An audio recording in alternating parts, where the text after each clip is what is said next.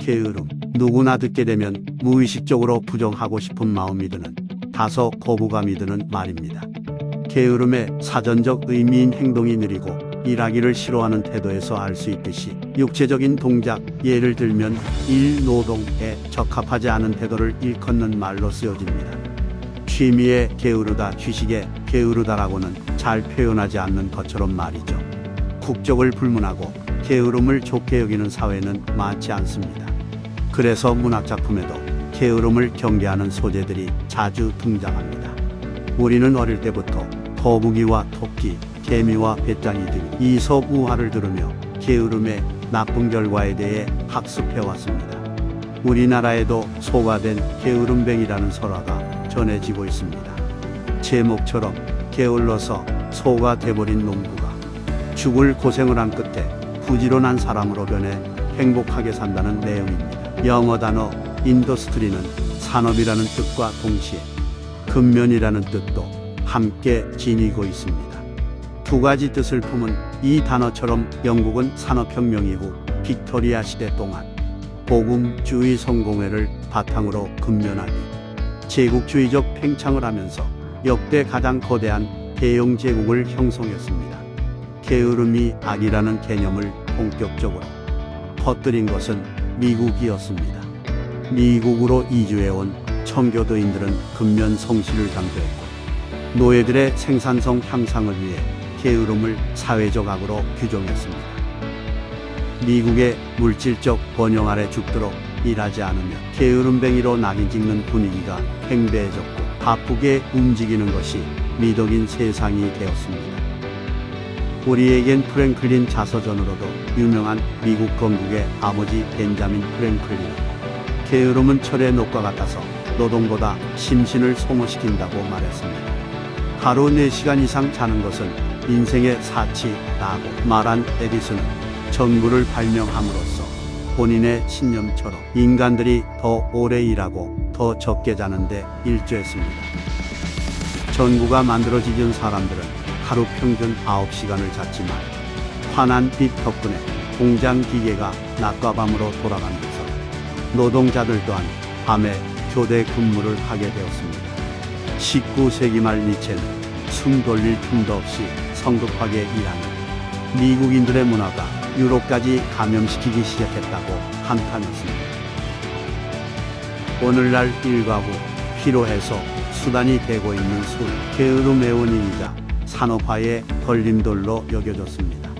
노동자들이 기계처럼 일만 하길 원했던 자본가들은 술을 마시게 되면 노동이 비효율적이 되고 모임 자리에서 노동제도에 대한 불만을 키운다면서 금주운동을 시행했습니다. 영국의 상류층들이 즐기던 홍차 문화가 산업혁명 이후 노동계층으로 확산된 것은 알고 보면 술을 대신할 음료로서 홍차를 장려했기 때문입니다. 노동에 안 좋은 영향을 줄 수 있는 술과 달리 설탕이 들어간 홍차는 열량과 각성 효과가 있어 노동 중의 사기를 진작시켜 줬고, 영국이 근면한 산업사회가 되도록 크게 일조했습니다. 미국에서도 금주법을 시행했지만 남북전쟁 후의 상실감 같은 사회적 맥락을 무시하고 단행한 금주법으로 인해 오히려 조직폭력배들의 주류 밀거래, 가짜 알코올로 인한 사망사고 같은 지역범죄를 증가시키며 실패한 악법으로 남게 됐습니다.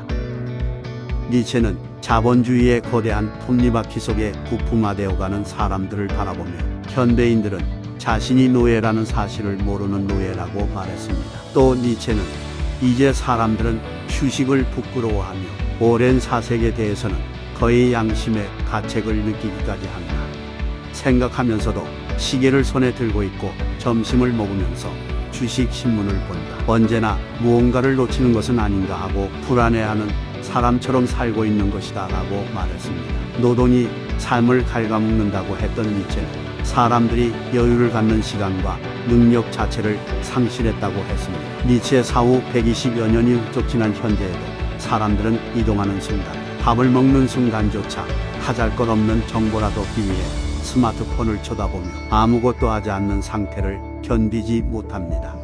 게으름은 일을 시키는 자와 일을 하는 자가 존재할 때 생성되는 개념입니다.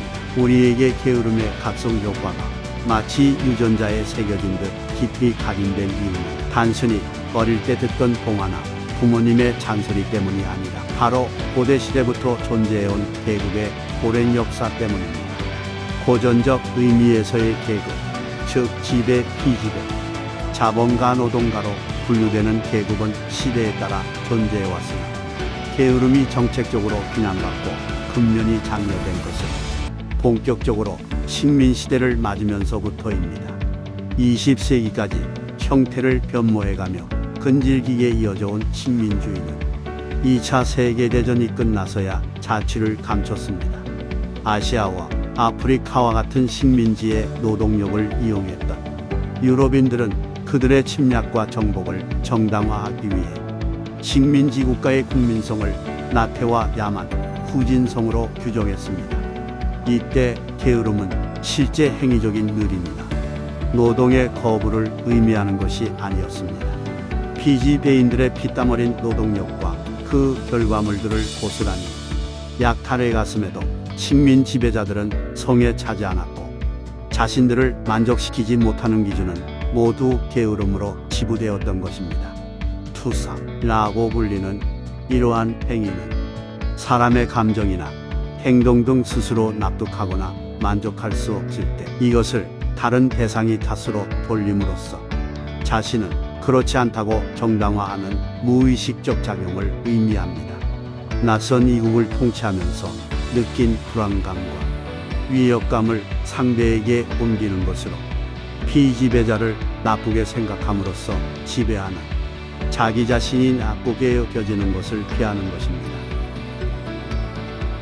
게으름에 칼을 씌우는 형태는 아주 다양하게 나타났습니다. 제도의 거부감을 나타내는 사람, 즉 개인으로서 생각과 의식이 있는 사람은 조용히 시키는 대로 따르지 않았기 때문에 게으른 사람이 되었습니다. 일제강점기 주체적인 사람들의 저항은 곧잘 불순함과 게으름으로 왜곡되었습니다. 오늘날까지 일본인들에게 최고의 지식인으로 존경받고 있는 19세기 계몽운동가 후쿠자와 유키치는 조선인은 개나 돼지보다 못하며 더럽고 무능하고 게으른 천민들이다. 이런 거지들과 싸우게 되면 단번에 몰살시켜야 한다 고 말했습니다. 그의 혐오적 조선관에 크게 영향을 받은 일본인들은 일제강점기 자신들의 명령에 복종하지 않는 조선 사람들을 불령선인이라고 부르고 감독했습니다. 관동 대지진 때 괴멸되다시피 피해를 입은 일본인들은 적개심이 극에 달해 조선인들이 우물의 독을 풀고 약탈을 삼는다 등 유언비어를 퍼뜨렸고 결국 집단 관계에 의한 관동대학살을 저질렀습니다. 이 밖에도 게으름은 사회적 약자들의 가난을 정당화하는 주요 원인으로 포장되어 왔습니다. 지배층의 전략으로 활용되었던 이 논리 덕분에 아주 오랫동안 기득권자들은 약자들의 가난과 고통에 대해 모두 본인들이 게으른 탓이기에 외면할 수 있었고 그들의 노동력과 생명을 마음껏 소모하고 아무 죄책감 없이 부와 권력을 유지할 수 있었습니다. 20세기 철학자 버트런드 러셀은 세상에는 지나치게 많은 노동이 행해지고 있으며 노동이 미덕이라는 믿음이 사회에 엄청난 손해를 끼치고 있다라고 말했습니다.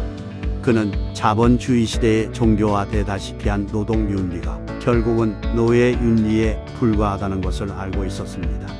1930년대에 이미 로셀은 기술이 진보한 선진국 국민은 하루 4시간만 일해도 된다고 했고 여가는 심심풀이용 시간이 아니라 인간의 잠재력을 넓혀주는 활동이라고 말했습니다.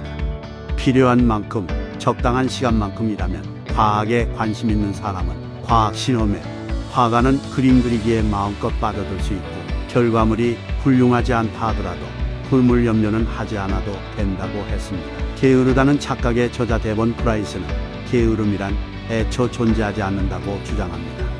게으름으로 보이는 것은 대개 과로, 신경쇠약, 번아웃을 가져오는 환경과 투쟁하는 신호일 뿐이라고 말합니다.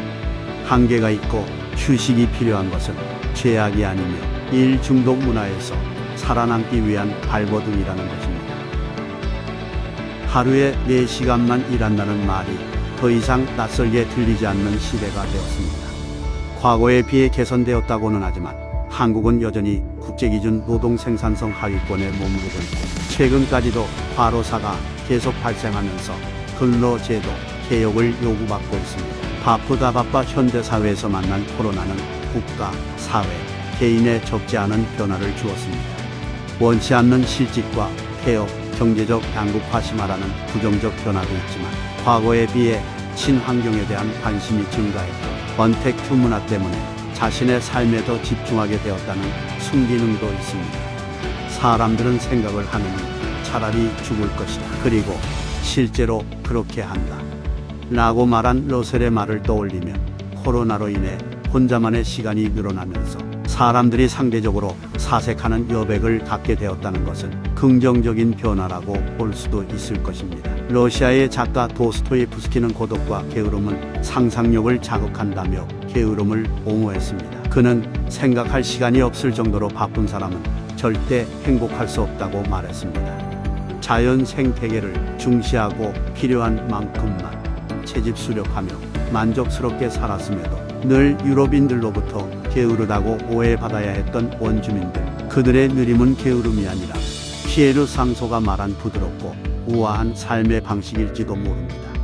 70년대 경제 급성장식이 생성된 한국인 특유의 빨리빨리 문화는 빠른 결과를 위해 당장 인권과 생명을 헐값에 희생시킨다는 점에서 노동력 착취, 안전 불감증, 꼰대 문화 등 많은 사회 문제와 연관되어 왔습니다. 현재로서는 개성 있는 국민성이라기보다는 득보다 실이 훨씬 많은 구태풍조이기에 수정을 필요로 하고 있습니다. 상서는 느림이란 게으름이나 무능력을 뜻하는 것이 아니며 시간의 재촉에 떠밀리지 않으면서 나 자신을 잃어버리지 않는 능력을 갖는 것이라고 말합니다. 예전엔 주로 어르신들이 많았던 공원에 자유롭게 피크닉을 즐기고 멍 때리는 젊은이들을 자주 보게 되는 것은 건강한 느림 현상으로 보입니다.